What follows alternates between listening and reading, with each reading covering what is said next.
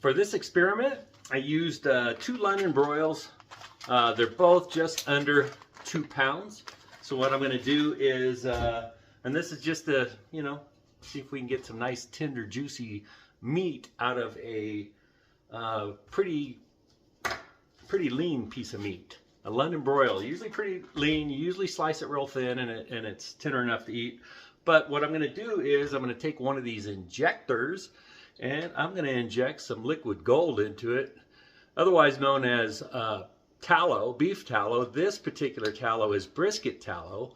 I'll leave a little card. I'll leave a video at the end in case you want to know how to make some brisket tallow out of the fat you cut off your brisket. It's super easy. And then watch till the end, because I call them brisket bits, but you can take, the way I make it, you can take that leftover fat, fry it up, and they're just like bacon bits. They're super delicious. So anyway, let's get these injected and out on the grill. Okay, I do think I said I was going to get these out to the griddle, but we're not, or to the grill. I'm going to get these injected, and then I'm going to let them go in the refrigerator so this tallow can harden up a little bit. You just want to go every inch or two and get this thing filled up.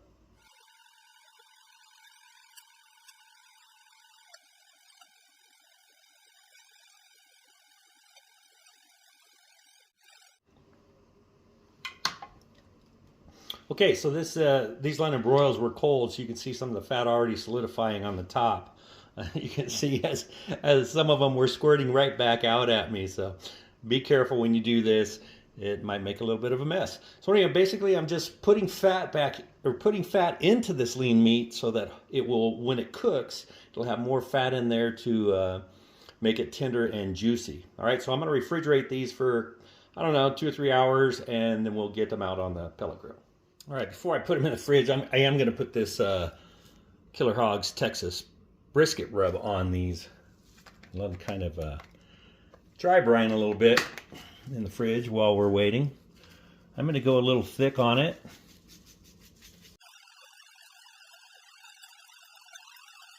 All right, we've got our Pit Boss Lexington.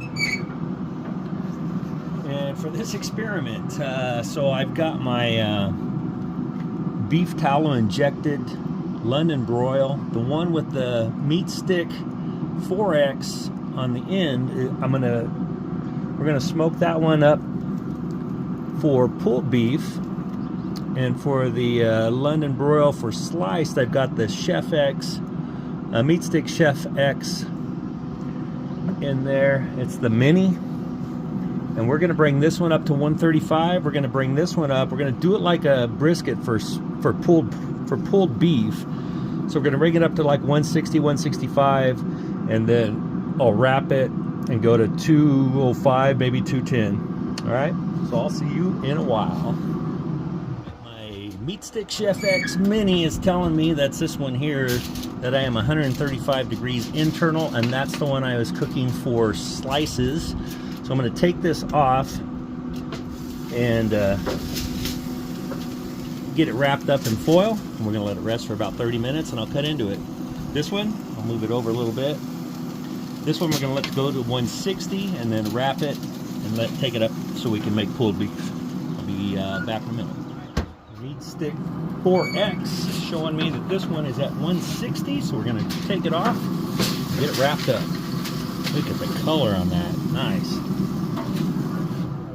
I am going to add a little more of this liquid gold on the top.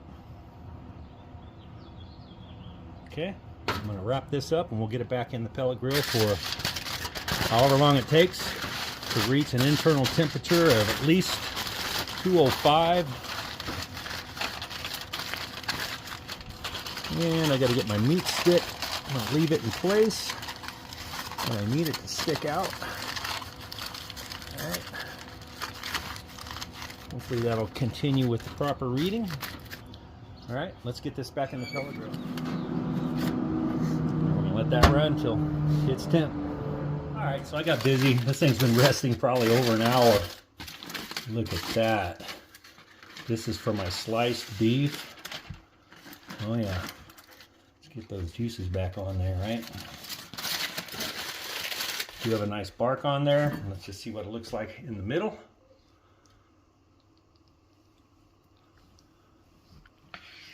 Slice is really nice. And there you go. That's a nice medium right there. Perfect for slicing. Now with the London broil, you slice it thin anyway before you eat it. So let's, I could probably taste this before we get that one for pulled pork out of the pellet grill. But look at that. Perfect. I'm going to let this cool off completely in the refrigerator, and then I'll slice it up on my meat slicer, and I'll have some nice deli meat here. All right, so for the pulled beef, it's little Lexington's still working really hard. Look at that. I don't know if you can tell how juicy those are, but boy, they are. Did it have anything to do with beef tallow? I hope so. This is a London broil, usually very lean. This is very juicy. Let's see how tender it is.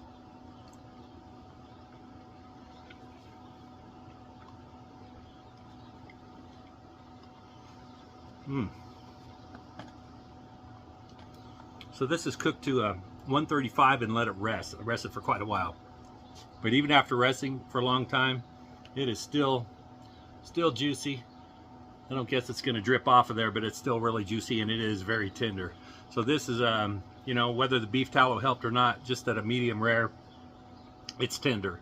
So we'll see if this London broil can shred like pulled beef after going up to 205 degrees. All right, stay tuned. All right, it's been about 4.5 hours. It says we're at 200 degrees. Let's test it.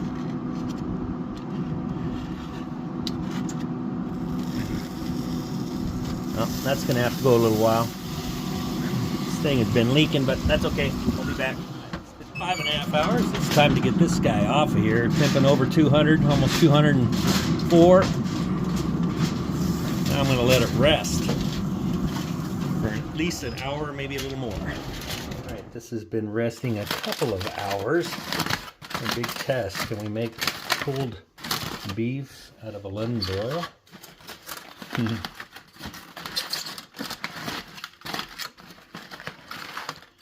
This foil got a hole in it. All right. Put that to the side. Looks pretty darn good, doesn't it? All right. Oh yeah, look at that. Shreds right up.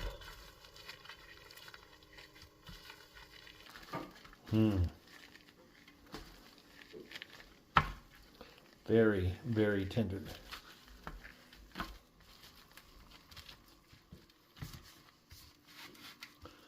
All right, there you go. Let's do a taste test. Let's do a taste test. All right, of that. So my experiment is complete. You can do pulled beef from a London broil. I injected it with brisket tallow.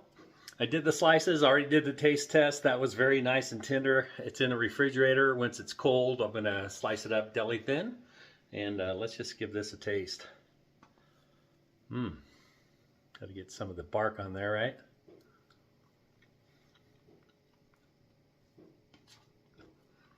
Very tender, very juicy. Very good.